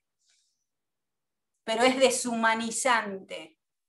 Así que no se puede oponer normas, conductas, cargas procesales que por muy útiles que fueran, no consideran a la persona humana el justiciable que, teniendo esa calidad de adversario y no la figura del enemigo, porque está apoyado en el diálogo, en la razón y en la crítica para lograr el consenso, son personas humanas y tienen portadoras de dignidad. Y esa idea humanizante llegó después, por esta evolución cultural, porque venimos de esos estratos atávicos, tribales, que yo un poco les desarrollé someramente, un recorrido enorme hicimos desde la prehistoria hasta hoy, en la evolución de ese patrón de las ideas.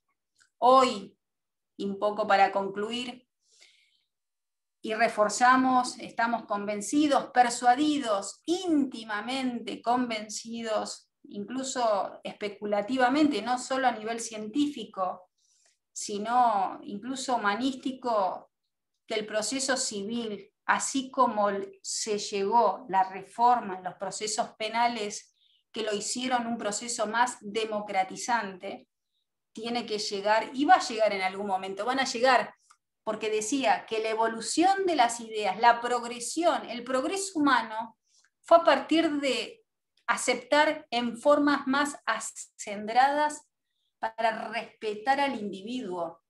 Hemos progresado porque hemos reconocido mayores derechos, le hemos reconocido al individuo, en tanto individualidad, con su ser, con su cultura, con su vida, con su esencia, con sus conductas. Somos seres distintos y no podemos ser impuestos para que seamos idénticos. Tenemos que convivir con seres que son distintos, pero tenemos la misma dignidad, ¿eh? La misma dignidad para nuestras relaciones de la vida y para nuestras relaciones procesales y máxime en un proceso judicial, por supuesto penal, donde está la libertad del imputado y están los intereses de la sociedad, y también en un proceso civil. Puedo seguir, pero Carlos, dime tú. Me voy a comer la cámara. Tenemos 10 minutos, 10 minutos. Bueno, sigamos entonces. A mí me maravilla, porque son temas que ciertamente enamoran, y decíamos que estábamos convencidos con el doctor Benaventos que el proceso finalmente, nuestras especulaciones del derecho procesal, desde que yo he egresado y el doctor Benaventos también, y por supuesto que me lleva algunas décadas, y eso no interesa porque igualmente en la convivencia somos contemporáneos, desde que hemos salido y egresado de la facultad nos hemos enamorado del derecho procesal, que por supuesto el fanatismo y el enamoramiento puede llevar a lugares insospechados, pero con una postura crítica. Y la postura crítica, pensante y más racional, vuelvo a reiterar y a repetir, es, y lo tenemos que ya tener impregnado y ya lo podemos pensar, un proceso judicial democratizante. ¡Qué bella palabra! La palabra democracia es hermosa, es preciosa, porque significa convivencia con los distintos, porque significa primero la paz. Cuando la Comunidad Europea ve ciertas reyertas, le aparecen adversarios, están siempre a las puertas del diálogo para llegar a un pacto. El pacto es socializar con lo insocializable. Palabras de Karl Popper.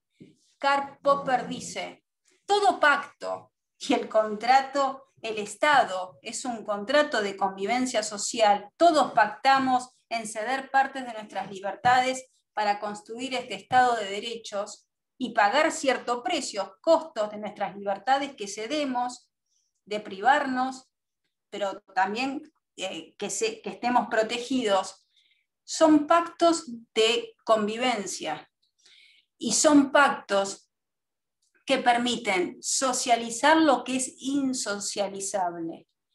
Es pactar con quien piensan distintos.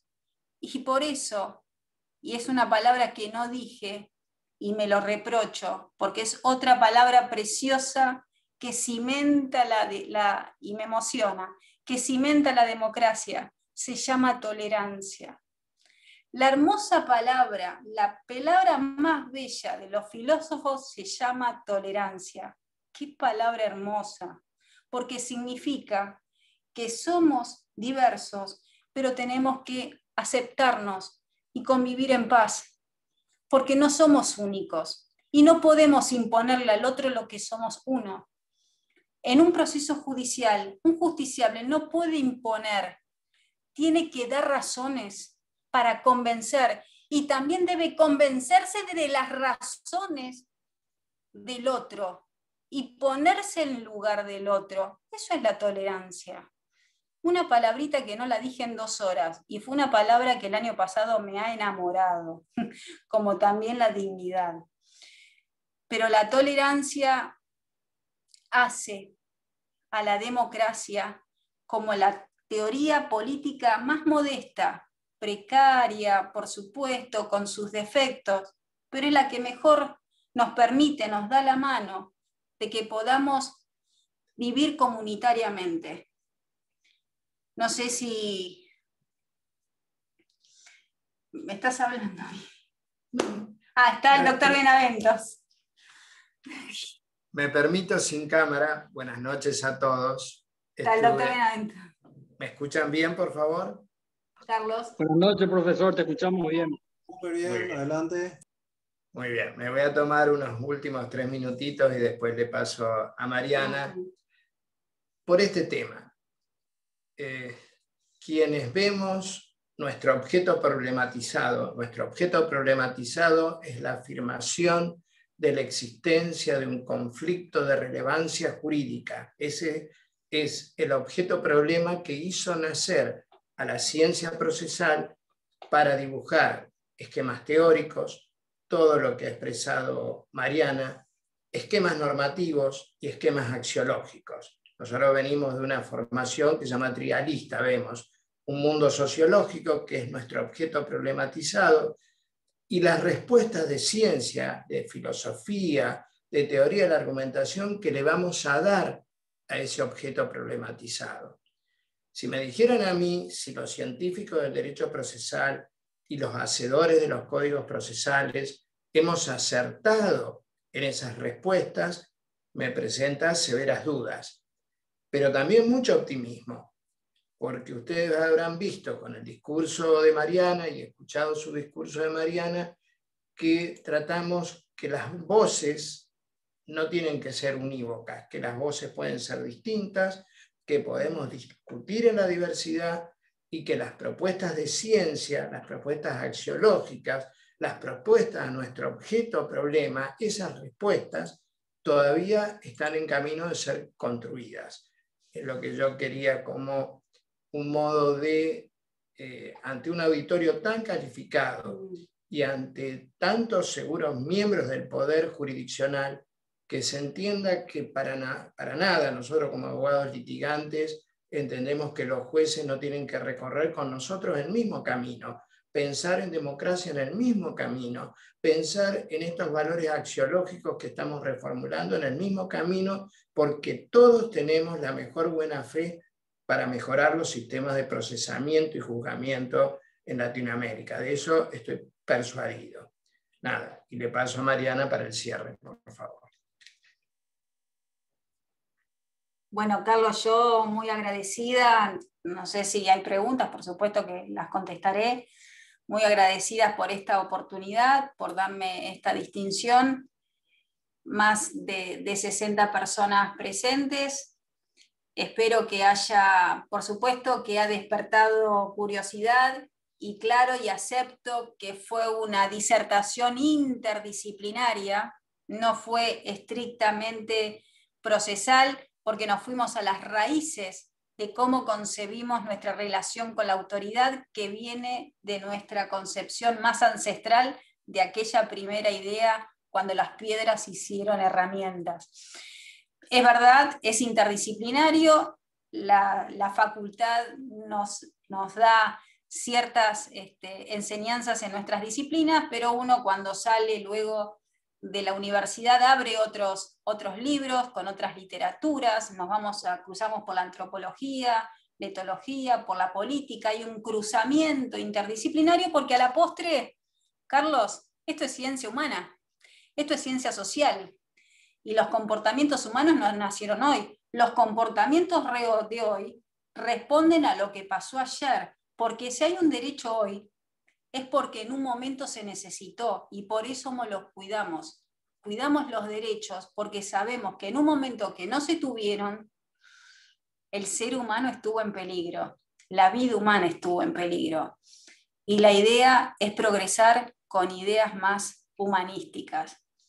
Así que, claro, fue un desafío la disertación, digo, para ustedes, en estas 2 horas escuchar una personita que hable de la evolución cultural, de los sistemas imaginados, de los sistemas reales, de ese patrón evolutivo de las ideas, pero también un poco incursionar por otras áreas y encontrar otras razones por qué somos seres tan obedientes y pocos críticos, tenemos una lealtad acrítica, sin falta de crítica, cuando hay un exceso de autoridad en un proceso judicial que está en las antípodas de otro proceso y que precisamente rompe ese principio de contradicción que hablaba ayer el doctor Benaventos, que un proceso diga A, que le prohíba al juez probar, tener injerencia en el debate, en los hechos, y que en otro proceso se diga B, todo lo contrario, y se prevalgan de valores, de verdades y justicias materiales. Bueno, esta contradicción lleva a nuevos desafíos epistémicos, como es la antropología, y precisamente también le cité la bibliografía de Jacques Monod, premio Nobel, de Mario Vargas Llosa, otro premio Nobel muy ilustrado, y Karl Popper, el Sir Karl Popper, Los enemigos de la libertad. Todos alineados en este temperamento tribal, este sentimiento de la tribu tribal que está entre nosotros, esa emoción tribal, esa fe en la justicia. Cuando decimos tenemos fe en la justicia, ponemos los sentimientos antes que la racionalidad. Y es precisamente para resolver los conflictos humanos u organizar la sociedad humanamente, es poner primero la razón que la emoción. En todo caso, la emoción, puertas adentro, pero no para organizar o regular las conductas de personas que somos distintos, porque si yo pongo la emoción puede ser para mí y no para otros, ¿no? Es mucho más relativa. La razón es la herramienta abstracta, universal. Todos razonamos. En la persona, los seres pensantes, racionales, medios, podemos utilizar como una herramienta universal y ponernos de acuerdo a través de la razón, apartando los sentimientos. En fin, Carlos, dime tú. Yo muy agradecida por todos. Yo diría, adversarios sí, enemigos nunca más, siendo más humanos y más tolerantes. Creo que... Qué linda. De corazón, muchísimas gracias a la profesora Mariana Fernández, también al profesor Omar Benaventos, porque no han dejado solamente enseñanzas de carácter intelectuales, han dejado enseñanzas espirituales muy importantes que como seres humanos nos construyen y edifican mejor. Realmente decir gracias es poco, decir que valió la pena el esfuerzo, valió la pena escucharles y aprender, y que llevemos a la práctica todas estas magníficas enseñanzas. Sé que hará de nosotros mejores seres humanos, mejores personas, y habrán tiempos mejores para los que vendrán después de nosotros. Profesora Mariana, profesor Omar Benaventos, les queremos mucho. Ojalá no sea la última vez que contemos con vuestra presencia, y las puertas de la Facultad de Derecho de la Universidad Nacional de Asunción siempre estarán abiertas, pero de corazón en corazón, abiertos para ustedes. Muchas gracias, Carlos. Hermosas palabras. Bello y, como vos decís, es muy edificante y constructivo. Bueno, también es la tarea pedagógica y docente. Muchas gracias. ¿Vos, Vivi, querés? No, gracias, por supuesto, con las palabras. Realmente nosotros somos los agradecidos de tener un auditorio de esta calidad. Muchísimas gracias, Carlos. Muchísimas gracias y muy buenas noches para todos. Gracias a ustedes. Chao. Buenas noches. Buenas noches. Muchas gracias, excelente. Muchas gracias, doctor. Muchas gracias, profe. Excelente realmente la clase. Muy amable. Gracias, Dominica. Buenas noches. Muchas gracias. Muy buenas noches.